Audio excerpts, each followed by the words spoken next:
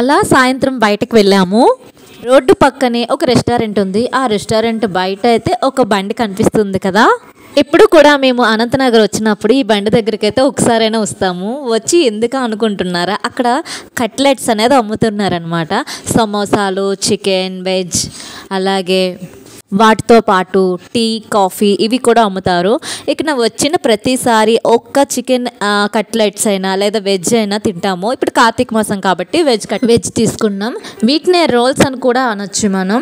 ఇంకా chicken roles, veg rolls ఇవి చాలా బాగుంటాయి. వీటితో పాటు టమాటా సాస్ వేసుకుని ఉంటే ఇంకా బాగుంటుంది. ఒకటి తిన్నగానే ఎందుకు కడుపు నిండిపోతుంది. ఇంకా మేమేమో ఆర్డర్ ఇచ్చాము. ఆర్డర్ ఇస్తే ఇంకా వెయిట్ చేస్తున్నారు. తర్వాత మా పాప కోసం చికెన్ అయితే వచ్చేసింది.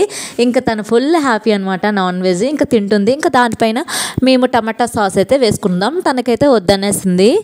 ఫైనల్గా లాస్ట్లో కారం అంటే ఇంకా వాటర్ తీసుకొచ్చాము. అక్కడ గ్లాసెస్ లేదు, ఇంకా వాళ్ళు మగ్గు పెట్టారు. దాంతో తీసుకొస్తే ఏకంగా మూత పెట్టే తాగేస్తుంది. Thank you for watching this video. Bye.